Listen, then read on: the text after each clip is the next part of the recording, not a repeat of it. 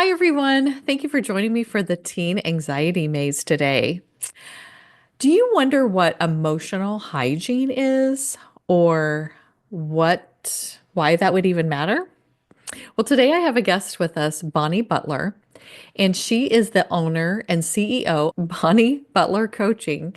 And she is a certified life coach and a speaker dedicated to helping individuals cultivate inner peace and unshakable confidence. We all need that.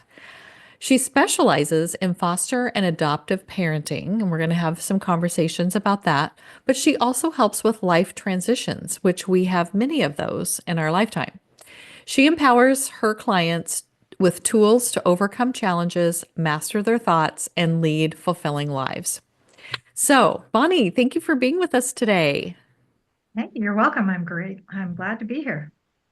Well, let's start with this emotional hygiene. What does it mean?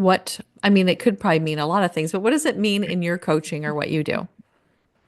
So, for me, my definition of emotional hygiene is a daily check in with your thoughts and your emotions. And just Mm. like you brush your teeth every day, or at least I hope you do, and you take care of your personal hygiene and bathing and keeping your body clean and keeping your clothing neat and tidy, we need to check on our emotions and we need to Mm. check in with our thoughts and see how things are going. So, for me, what I teach my clients is that emotional hygiene and watching and keeping track of what's happening in that area of your life is every bit as important as brushing your teeth and taking showers and being clean. So, dental hygiene, personal hygiene, and emotional hygiene all pull together to help us have a healthier life. I love that. I did an episode once too about mental health maintenance. We go to the doctor once a year for a physical, but do we really spend time thinking about our mental health? And so I did kind of a thing too where what can you do daily? What can you do monthly? All those things. So I love that because it is so important. Now, you have a really interesting story about how you came to be at least a coach for foster and adoptive families. So tell us about kind of your background and why you got into this. So I am a mom of 10, and four of those are biological kids, and six of them are adopted. They are one sibling group that all came to us at the same time. We did foster care for a period of 4 years, and we fostered 17 kids over that 4 year period. And this sibling group of six was the last foster placement that we took into our home. And they were placed with us as foster to adopt. The plan was, if it all worked out, that we would keep those kids. So at that point, we're like, okay, the foster door has to close because we can't keep having more kids come in if these six are going to stay.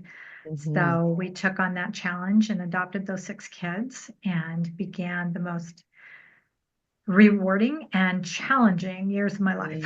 Mm. Yes, So I bet. trying to navigate that and navigate that maze. And we had some training, but I really did not have the training that I needed to take care of these kids who had been abused and traumatized in so many different ways. And so I was kind of flying by the seat of my pants trying to figure everything out. And it's really hard sometimes when you open your home and your heart and your family to help these kids, and then they're with you and you can't even begin to figure out what their needs are, much less meet those needs. And Hmm. so that journey of figuring out how do I meet these kids' needs and how do I figure out what they are, it took a toll on me personally and on my health because I wasn't taking care of myself as well as I should have been in the chaos of all of that going on. And I had four teenagers in the house. Well, three, one of them had graduated. And so they were going through their own teenage stuff, which you work with Hmm. teenagers a lot. So you Yes. understand that. Yeah. So we had all that combined chaos going on. And by the time the kids were old enough and they were out of the house, I really was kind of a mess. I Hmm. was like, okay, I got to figure out me and figure out, how to do things a little bit better. And over the years of parenting, I had really learned some things and learned some tools to help me handle situations that came up with my kids on a much better level, especially Mm. by the youngest. You know how it goes. You've got 10 kids, and the first ones, you're just trial and error with everything. And by the Mhm. 10th one, you've learned a few things. And so you're getting a little bit better about figuring things out and how to parent a little bit more effectively. So over the course of time after the kids were grown, I just was working with foster and adoptive parents all the time and really seeing the struggle that they were having that I had been through and Mhm. helping them to know that there's hope, there's light at the end of the tunnel, that there is a way that you can find inner peace and you can actually find joy in the middle of total chaos and the challenge. And so my goal, because I missed out on so many of those joyous moments because I was Mhm. so caught in the chaos of trying to handle everything and trying to handle it all myself, that I missed a lot of that joy and a lot of those flashes of light that come. So my goal is to help other foster and adopted parents understand and learn tools and techniques so that they can be a more effective parent and they don't miss out on those flashes of light and those moments of just absolute joy in the middle of some really hard and troubling and chaotic times. And Mm. it definitely was not my life plan, Mm. but it is where life took me. And I am so grateful for the journey that I've been on. And I'm really grateful for where I'm at now with all 10 of my kids. And we just had a family reunion this summer. All 10 kids were there for the first time in 10 and a half years. We had all 10 of our kids together with 7 of the spouses, 24 of our 27 grandkids. And we just had 3 days of healing and love and laughter and fun and rebonding and building new connections. And I just feel Mm. like that was just like my reward for not giving up on all the hard stuff that happened over the years. And what I've really seen is the more I understand my own tools and the things that I Mhm. teach, and the more I implement those in my life. And as I was learning them and starting to really change myself and learn, then that flows out to my kids. When I become calmer, my kids become calmer. And the beauty for me now is over the last couple of years, I have watched as my kids have started reaching out to each other to Mm. heal those connections and heal those wounds from the past, because there were a lot of burned bridges between the adopted kids and the biological kids. And, 25 years later, I keep hoping we're going to become one family bonded, but Mm. there's still a little bit of that us and them left in there. It's getting smoothed out.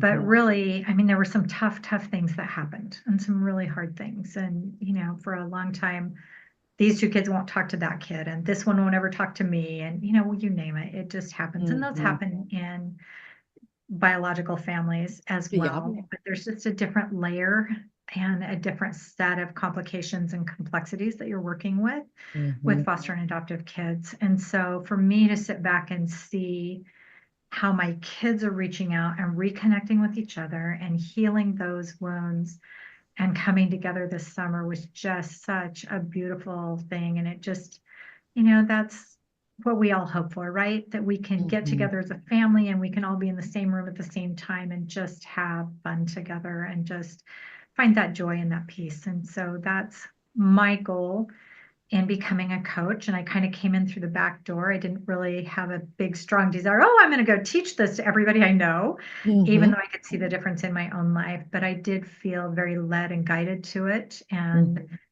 felt about 3 or 4 years ago a really intense, strong impression that I needed to actually formally become a coach instead of just kind of doing it unconsciously and just helping Mhm. people without, any real intent, and that I needed to be more focused, that I really have some skills and some tools that can help people. And Mm. so I went through the process to become certified and started my business. And I've had a few different transitions of the business and where I'm at Mhm. now. And, really, but I love working with these families, and I am passionate about helping foster and adoptive parents because of my own journey through that and how hard it was, and just helping them to know that there are tools that you can use personally that will help you to get out of your own tangled up mess because it's Mhm. really hard to be an effective parent when you are caught up in your own emotional mess going on and you haven't cleaned that up. So Mhm. we can help these parents clean up their emotional hygiene, understand thought management and the connection between our thoughts and our emotions. Then Mhm. as they start practicing those things and they start calming down and regulating themselves, they model that for their kids. Plus, they can teach those tools to their kids. And then we just have a much better hope for our future for these kids, that they will actually have a much better shot when we can get their parents on a stronger foundation. Well, I just think what a better person to do it because you have lived it. I do think, I worked in the education system, so I know, the struggles that parents would tell me about in having foster and adopted kids, and I could see the struggles, but I don't think unless you live it and have it in your home, you do not know exactly what all that's about and how that works. And I don't think there's enough education for people who want to get into fostering and adopting kids. I think they are in such desperate need of someone to do it that they're just like, come in right now and we'll tell you about it later. And then they don't have time to tell you. And so I'm Right. just so glad that you're doing it. And really what you're talking about, I mean, good parenting in general is these things.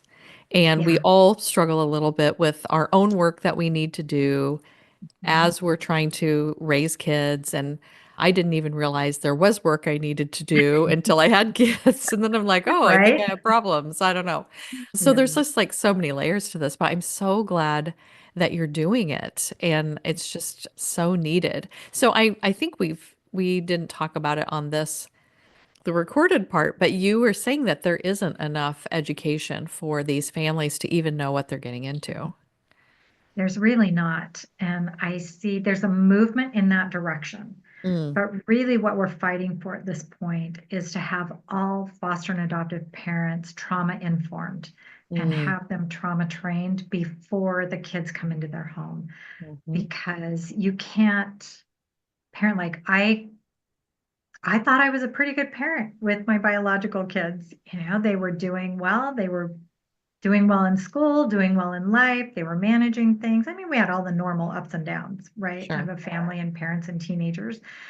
And the foster kids that we had had come through the house had done really pretty well, and we'd been able to get them on pretty stable foundations and functioning well.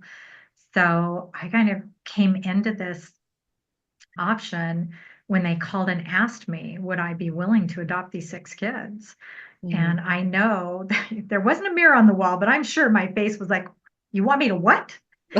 But I felt like I was confident in my parenting. I'm like, all Mhm, right, well, I'm doing okay as a parent. I'm everybody's maintaining and we're all doing mm, reasonably well. And sure, I can help 6 more kids. And I didn't really anticipate mm, the wave that was gonna just roll right in, not only that they were traumatized. I mean, these kids have been through almost every abuse that you can imagine, and we were not aware of that. And the social workers were mm, not even aware of that mm, because, as much as we want the social workers to know everything about the children they place with us, they just can't. mhm, Oftentimes the kids do not talk about what's really been happening to them because mhm, they don't feel safe. So until they feel safe with you, they don't open up about what they've been through. And the social workers know some of what they've been through, obviously, because they've been pulled from the home for specific reasons.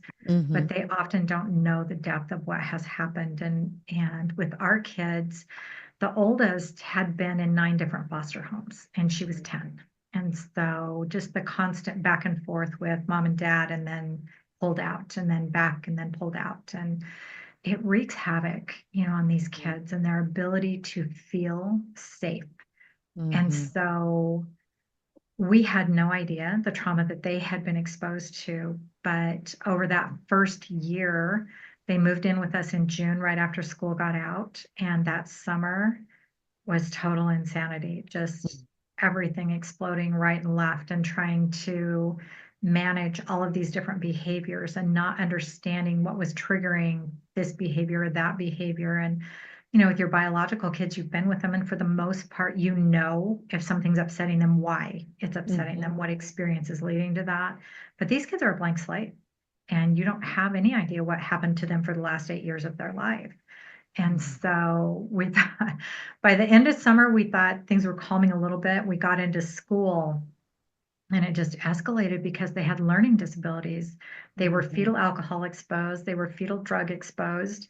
And so they were all way behind academically, and they were Hmm. also behind developmentally. And so their chronological age was one thing, but developmentally, they were anywhere from 5 to 7 years behind that chronological age. Hmm. So being put in that pool, you're just like dropped in the deep end. And whether Yeah. it's one child or six children, unless you have some background in trauma, unless you have some training in how to help these kids manage their own emotions, you're just drowning. And by the end of the first year, I had zero confidence left in myself and my ability to parent Yeah. any child. And it Mm. was like, what on earth was I thinking? And why did I do this? And so that's kind of my starting point when I'm working with foster and adoptive parents is understanding your why. Why Mhm. do you want to do this? Why are you looking at doing this? And I have what I call a why web, which I gave you the link for that. That's my Mm. freebie to Okay. anchor your why, to know and understand why you want to do this and dig deep and, just create that web. I don't know if you're familiar with why webs or not, I am but not. it's a way to really anchor in the reasons that you want to do something. And Mm. then when it gets hard, you just go reread those reasons and it helps get you through some of these hard times. But Mm. realistically, these parents need to be trauma informed before these kids come in their house.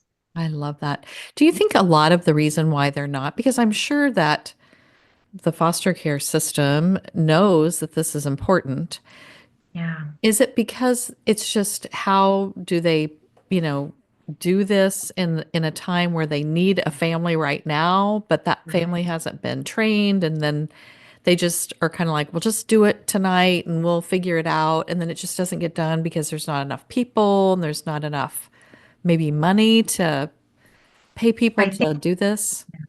I think money and resources are a big part of it because when you become a foster parent or when you want to, unless you're doing a private adoption through a private agency with lawyers, if you're doing a public adoption through your county, there are training classes that you are required to take. And so there are things that you are taught through that process.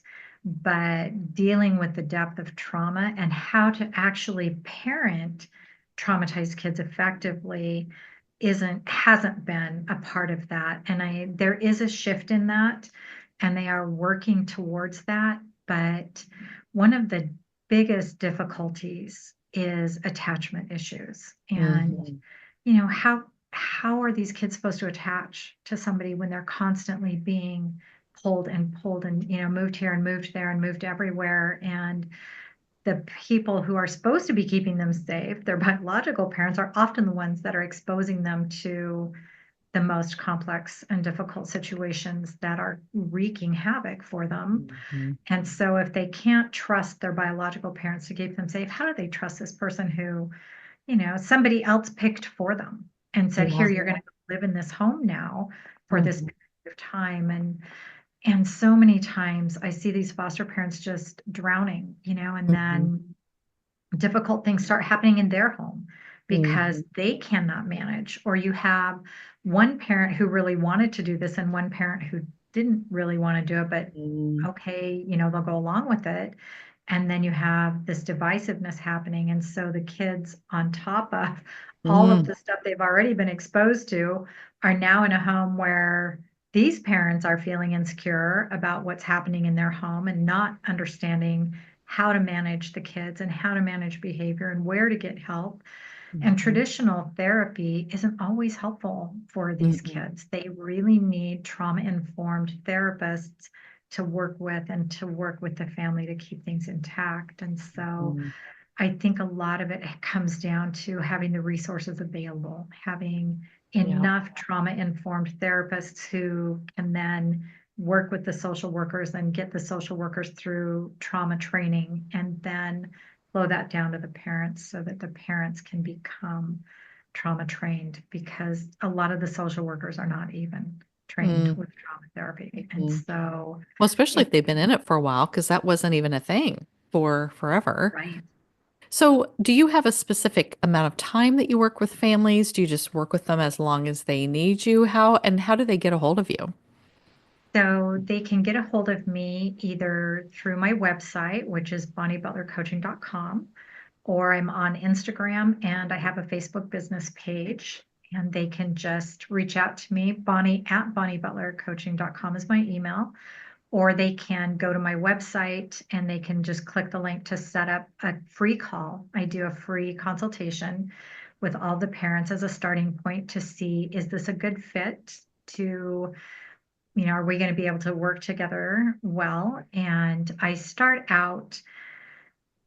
I have a 12-week transformational program. And so originally, that's our starting point Mm-hmm. is a 12-week transformational program. And we do a deep dive into their specific issues. So it's not a cookie cutter program. And I Mm-hmm. do have probably 20 to 25 tools that I use to teach them, right? But when you start, it's not like, well, week one, we're going to learn tool number one, and week two, Mm-hmm. we're going to learn. When they come to the session, they come to me with what are they struggling with this week? And how can we address what they're struggling with this week? Which tool is the best tool to help them learn to manage and cope with what's happening right now this week? And Mm-hmm. then at the end of the 12 weeks, we assess how far they've come over the 12 weeks and if they want to continue or if they feel like over that 12 weeks, they feel like, okay, I'm on solid foundation now. And then I do a lot of, if they call me and say, hey, I just need a session, I am happy to do that. Once they've done that 12-week program, then they can come back and just kind of do a refresher session if they're really finding themselves struggling again, they've lost sight of their tools and need Mm-hmm. somebody to just, okay, let's refresh, let's pull these tools back up and review them and use them again. So it's really a deeply personalized program to the family that I'm working with in that session. Mm. I love that. And you don't have any barriers about what state they live in or anything like that. Like anybody from anywhere can work Yeah. with you. Yeah. Perfect. Well, I will Yeah. put all of that information in the show notes so people can find you if they need to reach out and your web of why. Is that what you or your why Why web? web? Anchoring I your love why. So you want to I love anchor it. in why you want to do this. And that is for me, that really, it helped me understand a lot of things about myself, why I do the things I do and what I hope to gain from it, right? But it also, some of those, there are days when I'll still go back, okay, what was I thinking? Why did I want to do this? Mhm. And you just go back and you review that why web and you just look at your reasons for doing it. And are those reasons still good enough to keep you in it? Do you need deeper reasons? Do you need more work on that why web? And Mhm. just really anchoring in, if you know and understand why you want to do this and you really look at it and assess it, I find that some people will just, they start digging into that why and they're like, maybe I don't want to do this. Maybe this isn't Yes. the right thing for me. And so that's Mhm. really helpful in clarifying that. Mhm. But if you dig in and this is what you want to do, that Mhm. anchors in so that when it gets hard, and it will get Yeah. hard, Mhm. then you have that anchor that you can return back to. Okay, I'm doing this because XYZ, and Mhm. that is still valid. And that renews that desire to stay in and to help these kids and to help these parents Mhm. because they have such a deep desire and their goals are good and their heart's open and good. And so we just getting them the confidence that you can really do this. You really Yeah. can Mhm. do this. And yeah. It sounds like that web is something that people could use for anything that they're Oh, wanting to yeah. do. Why do I Mhm. want to exercise? Why do I want to eat right? Exactly. Why do I want to have a business? Why do I want to have a podcast? I need to look Yeah. at the why web about why I want to do a lot of things.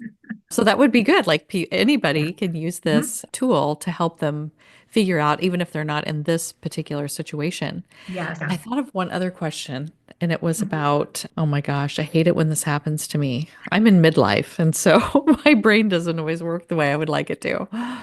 I think it had to do with, I cannot think of it, and I don't want to try to go around and around to try to find it. Is there anything else that you would like the listeners to know about you or about what you're doing or anything else?